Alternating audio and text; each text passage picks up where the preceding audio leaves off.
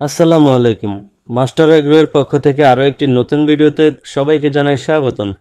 আজকে আমরা জানবো কিভাবে মিশরীয় ফার্মে মুরগি পালন করলে আপনার শখের মুরগিটির ঔষধ ছাড়াই বিভিন্ন প্রকার রোগব্যাধি থেকে নিস্তার পাওয়া যায় এবং কিভাবে মুরগির খাদ্য খরচ কমিয়ে আনা যায়। চলুন শুরু করা যাক, তাহলে কিভাবে ঔষধ ছাড়াই বিভিন্ন প্রকার রোগ ব্যাধি থেকে নিস্তার পাওয়া যায়।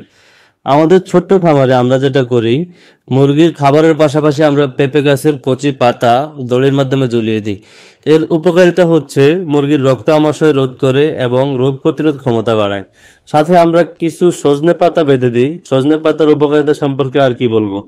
এই পাতায় এত পরিমাণ ভিটামিন ও রোগ প্রতিরোধ ক্ষমতা সম্পন্ন একটি ভেষজ, যা আপনার মুরগিকে অনেকাংশে সুস্থ রাখতে খুবই গুরুত্বপূর্ণ ভূমিকা পালন করবে। এর সাথে আমরা আরো যেটা করি, তুলসী পাতা, পুদিনা পাতা, নিম পাতা, এইসব ভেষজ গুণ সম্পন্ন লতা পাতা আমরা আমাদের মুরগিকে খেতে দিই। ফলে আল্লাহর রহমতে আমাদের মুরগিগুলো রোগ ব্যাধি একটু কমই দেখা যায়। এবার বলি আমরা খাদ্য খরচ কমানো যাওয়ার জন্য কি করি আর কি।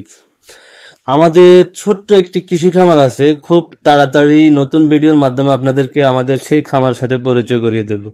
যাই হোক, আমাদের সেই খামারে আমরা বিভিন্ন প্রকার শাকসবজি চাষ করে থাকি আমাদের পরিবারের খাদ্য চাহিদা মেটানোর জন্য। তো সেখানে 1-1.5 শতাংশ জমির মধ্যে কলমি শাক চাষ করলাম শুধুমাত্র আমাদের খামারের মুরগির জন্য। আমাদের খামারে প্রতিনিয়ত কলমি শাক ও বিভিন্ন রকমের নরম পাতাযুক্ত ঘাস লতা আমরা আমাদের খামারের মুরগিকে খেতে দিই। ফলে আমাদের মুরগির খাদ্য খরচ প্রায় 40-50% কমে যায়। আপনারা যদি মিশরীয় ফার্মি জাতের মুরগি পালন করেন তাহলে এই পদ্ধতি অবলম্বন করতে পারেন।